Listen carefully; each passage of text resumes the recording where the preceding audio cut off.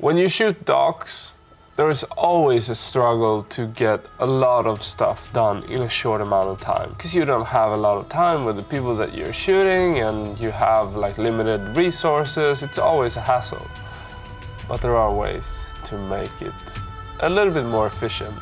And I feel like we should probably talk about that a little bit.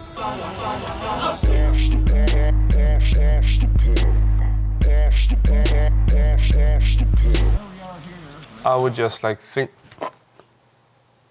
Almost got him.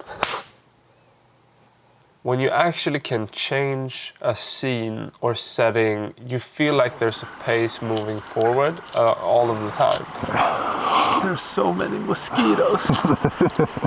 You feel like you're more part of the story. So that's one key thing that I always struggle to do. I don't want to be in a location for too long. I want to have things moving all the time.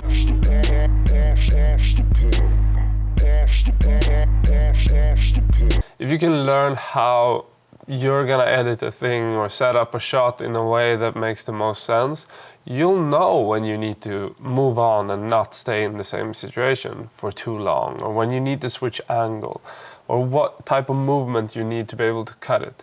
Those things are really good to learn, and I would like put an emphasis on do that for you to make more out of your shoots, just because then you will switch up everything and you'll get more out of it.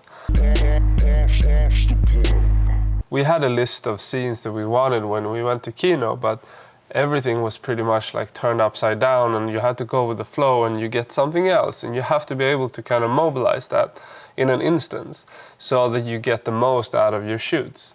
Don't stay on course and think that like, oh, this is the story just because you decided it. That's just like bad journalism in my opinion. If you can find a character that is so strong and interesting to watch that you don't even need to come up with a story, then you have a good character. That's what you need. You need to have a great character that can entertain people, or people will be interested even if you're a shitty director who can't tell a story. If you're going to Ukraine and you're searching for a truck driver in Ukraine, then that is the rabbit hole you go down, and you try to discover like unique story angles there. And then that kind of feeds into your whole idea.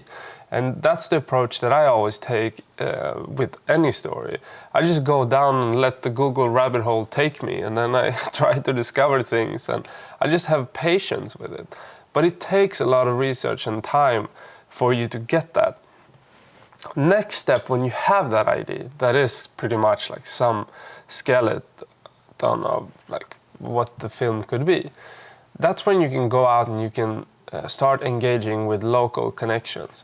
So in order to communicate with a bear, I would recommend urinating immediately on the spot to let them know that your scent is marking your territory. Who isn't a professional bear guide at all. He's a documentary filmmaker, and he'd made a short film about Kino. So he knew the whole story, he knew the characters. We wanted to use him to cast the film first, and then have him be the BTS guy. Throw away the shot list. A shot list is something that I think is efficient when you know your shit, but before that, it just stands in the way of you kind of understanding story. Lies all over the place. Did I get him now? No. Don't just be a fly on the wall and follow their daily lives, because that's super ineffective. Think in scenes and story. Like, what scenes do you need to tell this story? How do they progress? You always need to think about like how they progress. How do you build up to a climax of some sort? So how do you have a few scenes be unresolved in order for you to kind of tell a story that leads up to some change in the characters?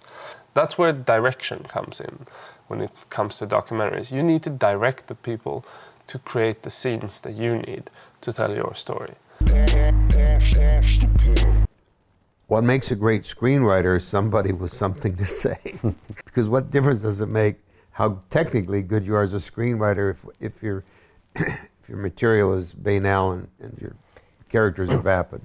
it's an art form and a profession, and you have to give your life to it. And so you've got to be willing to put in a decade of failure and hard work so that you have at least one major, if not two major works every year.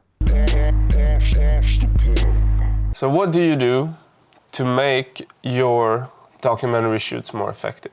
How do you make like one day of shooting result in like something that other people would shoot in 5 days? What's your secret sauce? Let me know in the comment section. Okay, bye.